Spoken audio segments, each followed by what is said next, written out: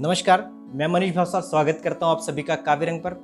और आज मैं आपके लिए लेकर आया हूं जो भारत सरकार द्वारा राष्ट्रध्वज की संहिता में जो परिवर्तन किए गए हैं, जो हम सामान्य नागरिकों के लिए उसे सरल बनाया गया है, उसकी जानकारी, वह सारे नियम हम इस वीडियो में सुनेंगे।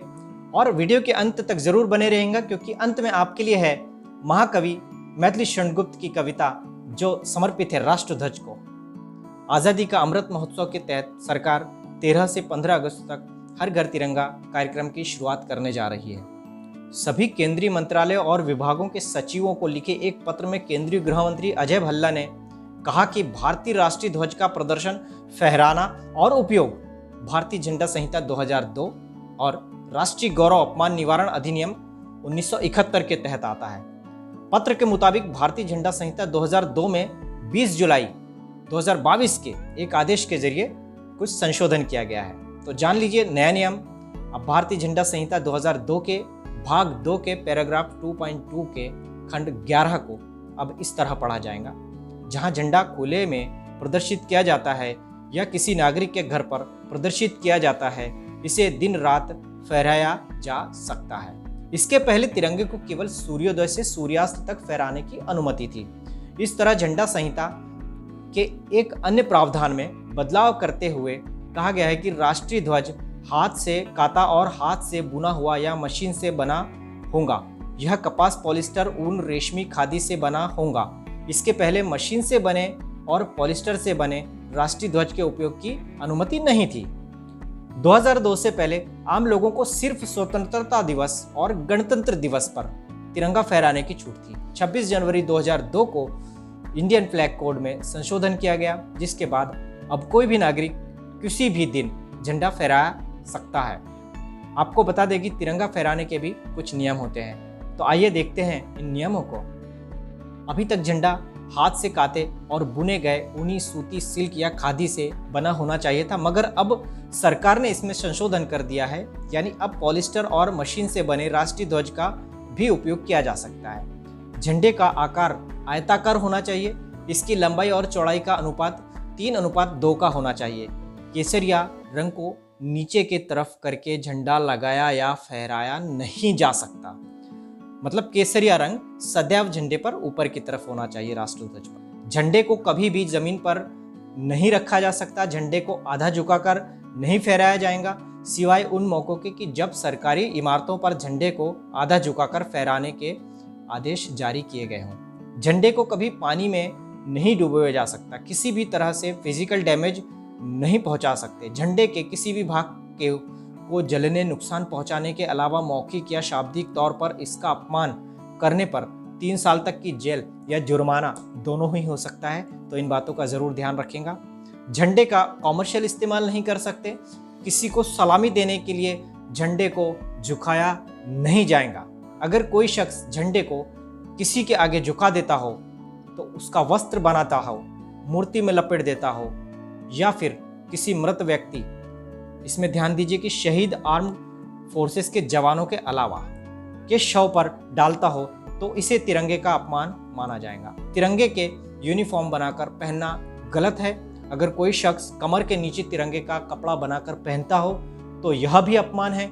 तिरंगे को अंडरगारमेंट्स, रुमाल या कुशन आदि बनाकर भी इस्तेमाल नहीं किया जा सकता। झंडे पर किसी तरह के अक्षर नहीं लिखे जाएंगे। खास मौकों पर राष्ट्रीय दिवसों जैसे गणतंत्र दिवस और स्वतंत्रता दिवस के मौके पर झंडा फहराए जाने से पहले उसमें फूलों की पंखुड़ियों को रखने में कोई आपत्ति नहीं है। किसी कार्यक्रम में वक्ता की मेज को ढकने या मंच को सजाने में झंडे का इस्तेमाल नहीं किया जा सकता। गाड़ी, रेलगाड़ी या वायुयान की छत, बगल या पीछे के हिस्से को ढकने में यूज नहीं कर सकते। झंडे का इस्तेमाल किसी इमारत में पर्दा लगाने में नहीं किया जा सकता। फहराए गए झंडे की स्थिति सम्मानजनक बरकरार होनी चाहिए। फटा या मैला कुचैला झंडा नहीं फहराया जाना चाहिए। झंडा फट जाए, मैला हो जाए तो उसे एकांत में मर्यादित तरीके से पूरी तरह से नष्ट कर दिया जाए।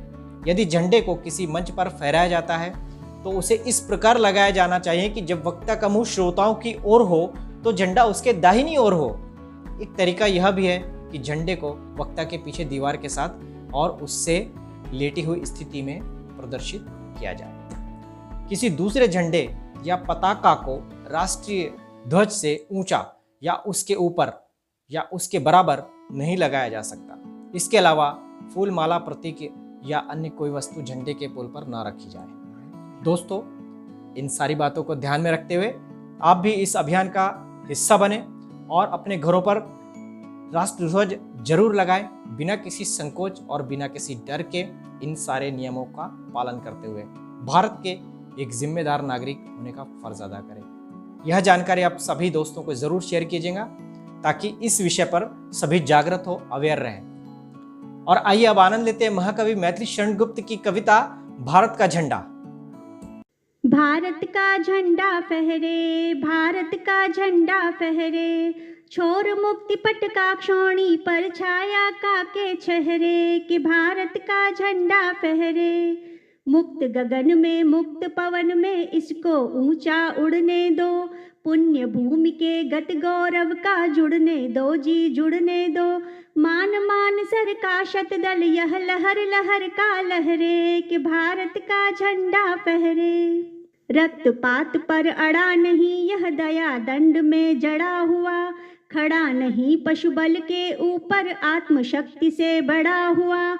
इसको छोड़ कहाँ वह सच्ची विजय वीरता ठहरे, कि भारत का झंडा फहरे। इसके नीचे अखिल जगत का होता है अद्भुत आह्वान, कब है स्वार्थ मूल में इसके है बस त्याग और बलिदान।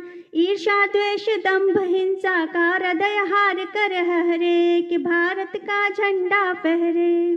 पूज्य पुनीत मातृ मंदिर का झंडा क्या झुक सकता है, क्या मिथ्या भय देख सामने सत्याग्रह रुक सकता है।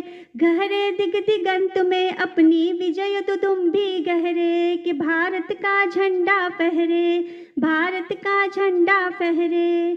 छोर मुक्ति पट का क्षोणी पर छाया का के चेहरे, कि भारत का झंडा फहरे, कि भारत का झंडा फहरे।